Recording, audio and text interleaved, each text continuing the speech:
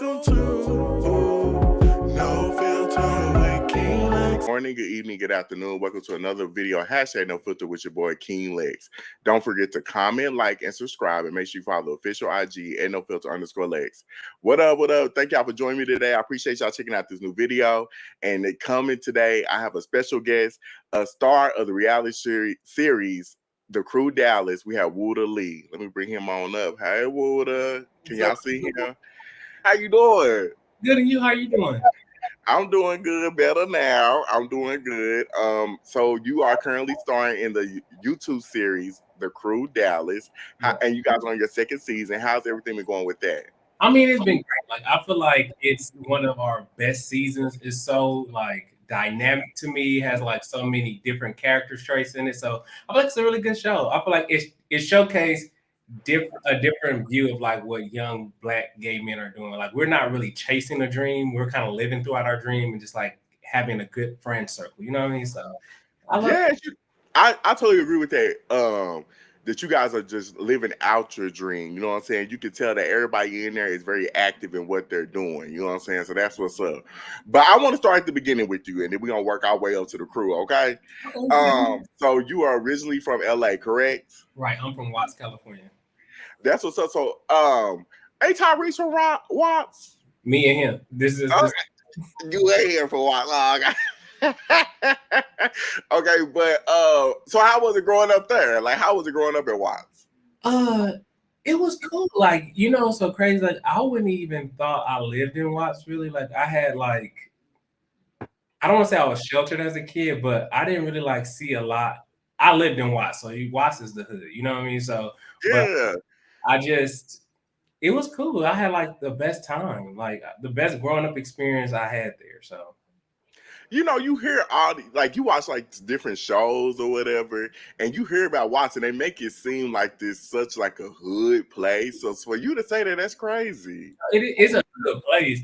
Like when you a kid growing up, you don't look at things like adults look at. You know what I'm saying? I'm just having fun. I got my friends, and we just like running up and down the street riding bikes. Like it's almost very similar to like The Wood. If you saw that movie, which is one of my favorites, it's like that. Like you just kicking it with your friends. Y'all just having fun. Like it's nothing.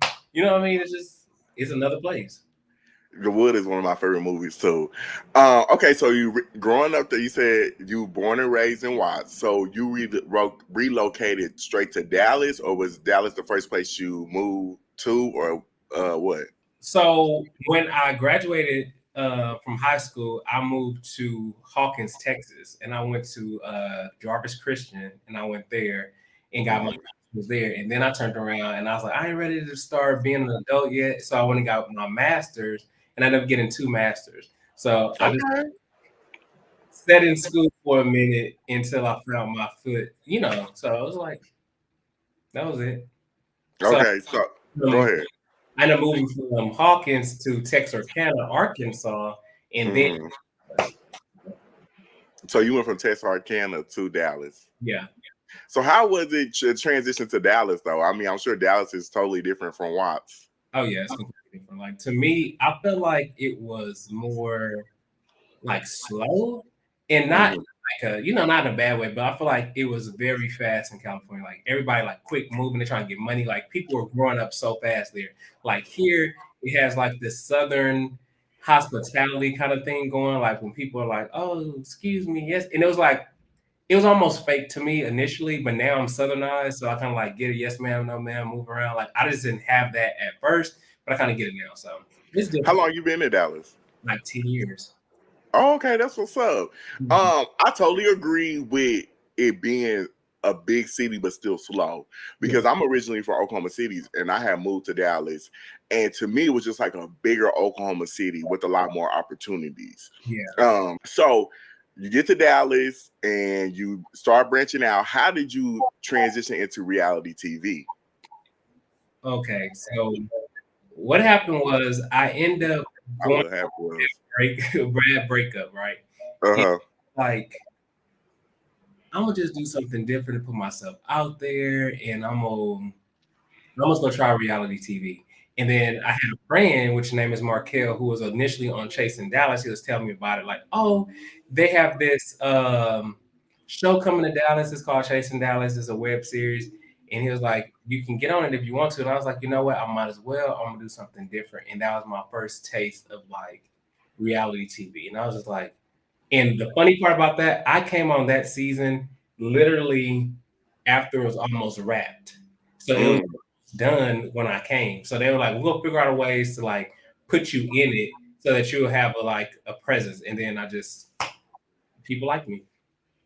Yes, you know what? I do remember you on that first season of Chasing Dallas. I remember watching that. And I remember your character, but did you do 2-3 seasons after that? You only did like one season, right? Appearances on after the first season, I was way more involved in season one, but when season 2 and 3 came around, I did more like a guest appearance. Like I'll just come to like an event or something, and then that'll be it. Got you. Okay. So transitioning from Chasing Dallas, did you hop right into the crew Dallas, or was it like a break between, or what was that in between period? It was so initially I was gonna do a spin-off show which was called Zell and Woo, and it was gonna be on the Facing Realities platform. And then I had got up with the producer Reese G, who was I was you like she was mentoring me on how this works, right? Mhm. So we initially started that with Zell and Woo. We had filmed almost a complete season of Zell and Woo, and it just like my friends didn't want to do it anymore, and it was just like it fell to the wayside. And I was like, damn, I want to do it. And then we came to the round table and was like, we know what we're gonna do, Woo and the Crew, because like no one else knows you. Mhm. No one else knows them, but they know you, and you're kind of mysterious to them at the time. They want to know like what you about. So I feel like if we do this would kind of help. So we did that, and then when the crew didn't work out, my people fell off again from that, and I was like, damn, this Mhm. would be meant for me to do this. And then we talked again. I was like, you know what? I want to do an ensemble cast where I don't have to be the main focus of the show. We can talk about other people. Let's do the crew. So that's Mhm. how we got into the crew. So we ended up shooting that season, and I got with this dude who was supposed to be my editor, who was gonna help me with all this. I had so many trials with this, and then this nigga fell off, and it was just like murder. So I was like, you know what, fuck it, I'm gonna start from scratch. Then I'm going to recast everybody, and then that's when I came across Eric, which I already knew Eric, and then Antonio, and I was like, you know what, I'm gonna ask these motherfuckers to see if y'all come with me. Let's try Mhm. to see if y'all can help me push my production company and see what we can do. So we did that, and then I had met Can Do at a casting from Chasing Dallas. So I was like, oh, let me see if he's still interested. And then that's how I end up picking up all my people, and it hits. Okay. Well, okay, I got a couple questions. Let me ask first. So you had shot a couple shows. Sound like you had shot like what, 2 or 3? I shot like 2 shows, and they were like almost to completion. So you just imagine you have like scenes, a bunch of scenes from different things, and it's time to put all of it together. And then the people that were on that show was like, I don't want to do this. And Oh. and I couldn't make them do it because mind you, at that point we had like no screen, like no greens, no nothing. I had no contracts, no nothing. I literally didn't know. I didn't know all the like minute details that you need to have. Mm-hmm. I didn't have any of that. So at the time, it was kind of like another wasted year of doing this. So I But was you like, live and learn, child. You live and learn. I definitely been there. So you finally get through all that, and then you come with the Crew Dallas to see what we see now, the right. web series. Okay, how was the transition for you being a star to now being the creator? How was that? It was easier because I don't like being in front of the camera that much. Like you would think, like because I was on that show that I want to be on the camera, but literally even on this show, I had to I had to learn the business of it. I feel like I couldn't properly learn the business and be on the show. Luckily, I have some great ass friends who are able to kind of like step in and help me and be producers and like help me find Mhm. like and help me be cameramen. Like I have some really good friends. Shout out to Zell Banks and Nisha. They all like stepped up and was like, okay, we want to help you push this. And Mhm. yeah, so and that's why I was able to kind of like be on season one. Like if you're watching season two, I'm not a focal person on season two. Not even in the trailer, me in the opening credits, because I want it still to be a show about friendship. You know, although these people are my friends, I say that every time I get a chance, but they're like my friends. So I'm like, I want to be able to, you know what I'm saying? Like learn the business of it so it can be a quality show. And I'm still learning. I'm still learning a whole lot of stuff. Like it's shit I don't know. And it's things that I'm trying to like figure out about just video production in itself. Like I'm learning, I have an in-house editor who edits our show for us, but I'm also learning from him. So like, I'm trying to learn shit to do on my own, or if I'm gonna do an editing segment on something, I want to learn how to do it as well so we can have like a solid project. So yeah, it's been different, but I prefer the behind the scenes, but I, you know, I'll step in and out. I see that. You know what I'm saying? I definitely agree being the behind the scenes because I even with my own show, I feel like I like being just a producer of it all, making sure it's good. We had kind of talked a little bit off camera about how you want your stuff to look and wanting the quality of it. So I totally agree with that. So I want to pick the producer and the creator side of your brain then. You know, I feel like a lot of times with reality TV, it gets the misconception of is this real or is this fake? You know what I'm saying? How do you keep the authenticity? Okay, I was working on that word. How do you keep that in the show? Like, how do you keep that to make sure, like, people when they're watching it, they feel that authentic feel from it? I feel like you have to like have people who's willing to kind of like show what's happening. You know what I'm saying? Like show their real self. The more you get people who wants to put on a facade, like act like it's something that it's probably not, then it starts to take away from like that authentic side. You know what I mean? You think about that, like, okay, I want to every season when we start a show, we always ask like, what are you trying to show? And we're not. So our show is different because we're not chasing the dream. So like, do you want to show your relationship? Do you want to talk about your issue that you may have with your brother or your sister or whatever issue you have? And how can we showcase that in the most authentic self while still upholding, you know, your character as a person and still providing what we need to entertain the masses? You know what I mean? So being a producer of it is really hard work. Like I take my hat off to people like Reese G, Markel, and Dario, all those people like Gemini Films, like these people who are like pumping out content and it's just them. So Yeah. it's hard work. And it's like, I literally had no idea that it was going to be as hard as it is. But Yeah. Well, y'all, you definitely doing the damn thing. I'll tell you that for sure. So you said like you were doing it like with your friends and like even like with the show now, it's like a friend circle. Is it hard to maintain those genuine friendships while still doing the show? Like how what's that like? Because even I I feel like with my real friends, yeah, we could definitely do a show, but it's like I don't think I would be entertaining because there's no conflict there. You know what I'm saying? So how do you navigate through that with your friendship and also wanting to have an entertaining show? I think it's about like understanding pretty much like to me with my friend circle, right? Not all my friends are friends. Like they're Mm-hmm. me, but they're not friends with everybody that's in the group. You know what I mean? That helps Mm-hmm. bring in the conflict. So I knew that coming in that I was the one who knew everybody, but not everybody knew everybody. So I'm Yeah. putting you people together to sit here and let's just see how this shit shake. And I know I'm dealing with people who have like huge personalities like Eric and like people who may not be as high as Eric or like Antonio, but like more subdued like Whitney, who's like Mm-hmm. he can get there, but he's more like what? You know what I mean? So it helps balance out like what's happening because you have somebody who's going to challenge you, and that's the point. You got to be able to stand up in your shit and be like, okay, well, what? Or so what? Or yep, or you know, like whatever conflict I have, and having people who's not afraid to do that. So I feel like Yeah. that helps. And then by maintaining your friendships with them, it's like it helps. It's easy for me because I'm not really fucking with you. And when I did get into a Yeah. conflict with one of my friends, they understand that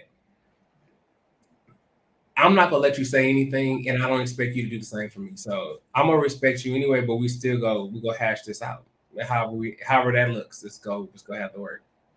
So when you are casting for your show, Do you look for like certain characters? Like I feel like a reality show has to have the matriarch or whatever, like the person that be able to bring everybody together. You need a villain, you need the person that friend of the show. How do you look for those characters? Like, do you look at that in certain people, or do like are you well, I guess my question is, are you looking for certain characters as you're casting for the show? When I cast for season one, honestly, I was like, I'm gonna step out on what I just kind of know from them already and pull them in and say, Mm-hmm. okay, hey, I really want one. I want my company to be tight knit. I don't want us to have like we can have inner drama that's going on, but I don't want our drama broadcast to the internet. So I Mm-hmm. talk to them all the time about like, we're not going to go on the internet and hash out issues. We're going to talk to each other about the issue, and we kind of go from there and figure out like what we can do to fix this. And so when I'm looking for characters, I need people who is like adjacent to the friend circle. So I Mm-hmm. never have a wide cast of like trying to find people. Everybody is related to somebody in some way. Like on this season of the crew, Can Do and Ty and Evan are tight. So Mm-hmm. that connection into like the circle. And then of course I know Ty through another thing. And then I knew Evan through passing. So it was like I'm already have these somewhat relationships. I don't want to bring people in the show that doesn't have already standing relationships with the people that's already on the show. And it's gonna Right. keep the balance of like, okay, we can go there, but I still respect my friend enough to know that I'm not gonna like go there. You know what I mean? Yeah. Yeah. No, I totally get that. Do you feel like is there anything that's too much reality TV? Like when I watch stuff like Zeus or Now That's TV, like I feel like there's nothing off limits. You know what I'm saying? Like, do you feel like there's certain boundaries that you have to have in reality TV? Yeah, I do. I feel like just establishing like CRWTV, I feel like we are trying to establish a camaraderie circle of people who know like we're gonna like it's some shit happened this season that I was Mm-hmm. kind of like and then I battle like talking to my other producers, like, do we show this? Like, do we say like what's going on? And they like, yeah, but want to like showcase some type of like decorum in reference to the brand itself without just showing everything. And that bites me in the ass sometimes. Like we just had an episode that came out. It was called Monkey See, Monkey Do. And then um, the topic of like colorism came up, and then like a Mm-hmm. cast member calling someone a monkey and things like that. Although we have the footage of like the cast member saying that, I made the executive decision not to air the footage, but let them discuss it because I feel Mm-hmm. like we already, you know what I mean. I feel like it is what it is. He did make the comment, but at the same time, we still value our people, and that can Right. be Gene. So we knew that we wanted to discuss it, but we knew that we also want to be mindful of like how this could like roll out for him in general. So we think about stuff like that. We try not to really. We're not in a business fucking up nobody's life. We want to really, Yeah. trying to like, I even tell them like if you make a comment that's probably like off kilter or like you feel like something that's not like right, I would do my best to try to ensure that I don't try to like dog you. You know what I mean? Some Mm-hmm. things you have to show. It's a show. You knew what you was doing. You know what I'm saying? But in some aspects of that, I still want to respect the brand itself too. I don't want us to be known as no monkey calling ass shot. But at the Yeah. same time, we want to entertain y'all. Right. No, I totally get that. It's just like, I was going to ask your opinion on this when you look at like the situation with like Erica Mena. I want to kind of touch on like the boundaries of it all, and like, do you feel like there's ever too much, or things could ever go too far? And it's crazy because you're willing to even like save a person's brand, but some of the folks don't even care. Like it's like we gonna put out there what you did, child, regardless. Yeah, I try to think about like it's not just the brand, but it's the company too. Like I want to protect my name and the brand that I'm building for this Hmm. company. And me as a producer in a like a person, I'm vicious when it comes to like the cast members. I'm like, no, we don't want to do that, or we're not having that because it's still my brand. Y'all are an extension of what I'm trying to build. And if you run around acting like you know, whatever, it's really a reflection on me too. So I try to like be. That's why it's important to do it with your friends, because I can talk to my friend like, "Hey, you fucking up. Don't do that. Why are you saying that?" Even when this whole situation came out, and it's funny that our show happened to come out after, but we filmed this last year, so it wasn't like we knew that Erica was doing the monkey thing. This just happened to happen, and I was like, "Damn, this must be people must really think like this." Not even thinking about that, and I was like, you know what? We want to be able to show this much authentic. You had it earlier. Authenticity. Too, and we wanted to make sure Yeah. you understand like this is you have to be responsible for what you're saying as well. You know what I'm saying? So yeah, we try. We try. Yeah. I totally agree with that. Okay, so we're gonna switch gears a little bit. We're gonna play a little question game. You know what I'm saying? I'm gonna ask you some of your favorites, but it's gonna be reality related, okay? Okay, okay. So what is your all-time favorite reality TV show? Right now, I am enjoying Real Housewives of Beverly Hills in Potomac. Those are my Okay, three. me too. I haven't really got into Beverly Hills, but Really, I'm a fan of Potomac. Like I watched it religiously. Beverly Hills, like they get it. These bitches got money out the ass, and they just doing everything. I'm just like, I love it.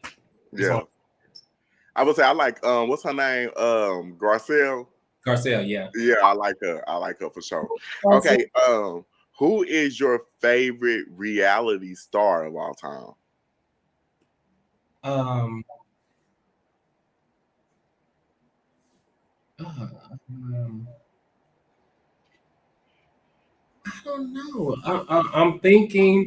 Okay, I have a few favorites. Okay, Okay, I got two, so I'm gonna let you tell yours first, and I'll tell you mine. Phaedra Parks is one. Yes, I Kim love Moore, Phaedra. and Who? I like Kenya Moore. Okay, And Kenya Moore. um,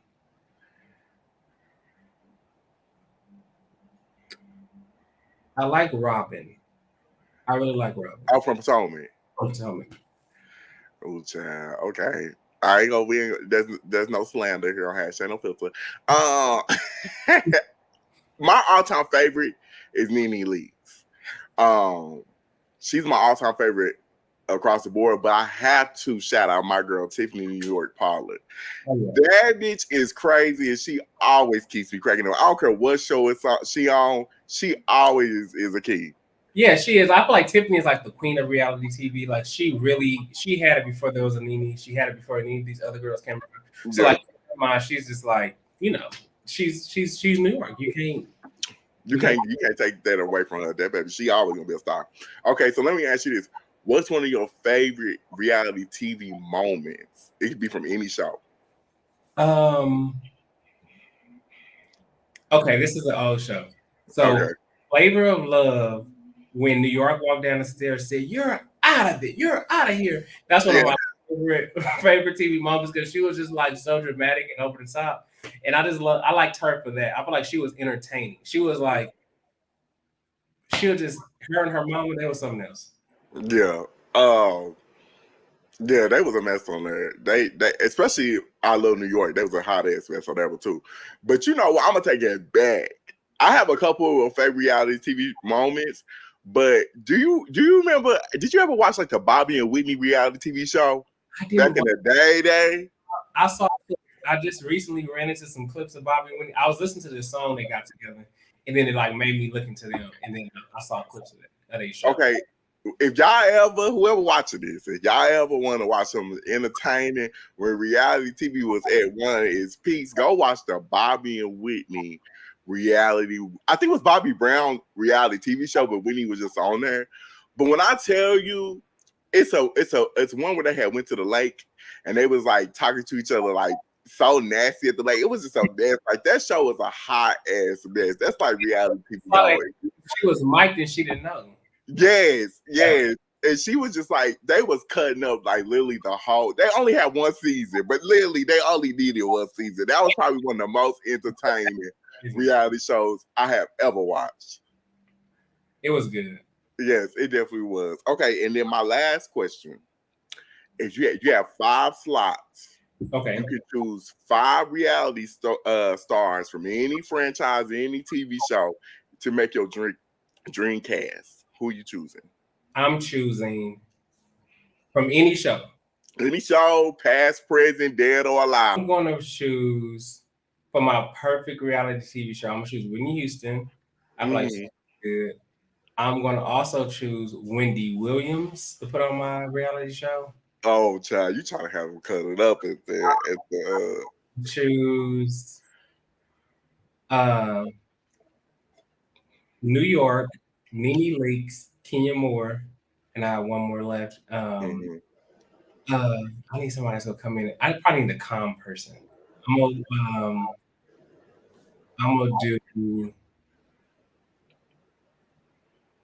Little Kim.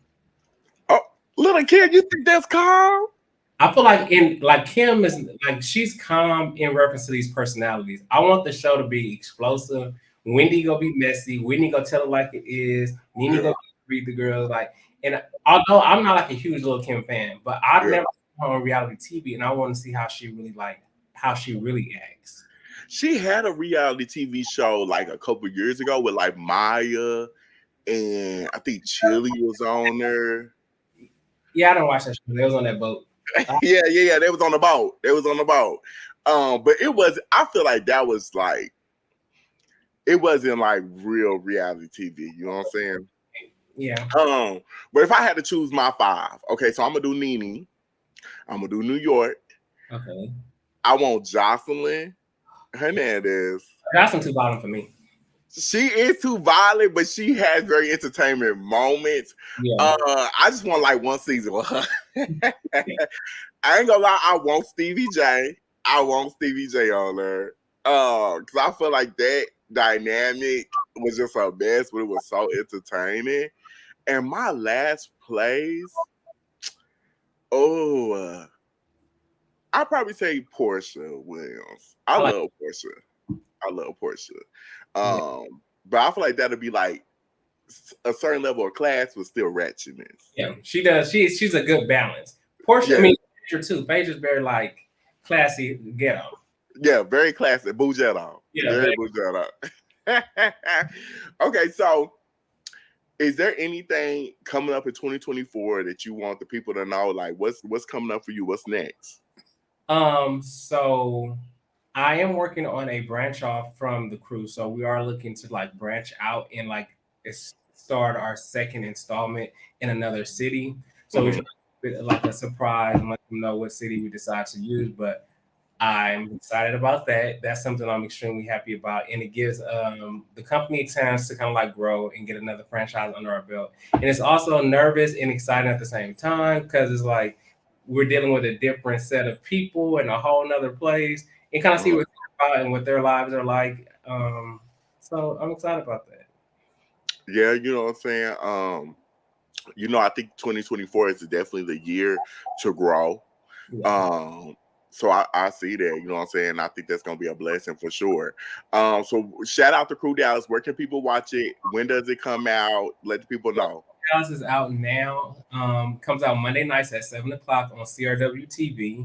So yeah, make sure you stay tuned in and watch that. So yeah. Appreciate Wooda coming through, you know what I'm saying? Show him some love, follow his IG, follow the Crew Dallas. Make sure y'all stay tuned in. Like he said, a new franchise is coming, so make sure y'all check that out. And Wooda, thank you so much for your time, baby. I appreciate you. No problem. Thank you so much for having me. It was great. I had a good time, so I'm happy. Yes. Okay, see y'all later. Peace out.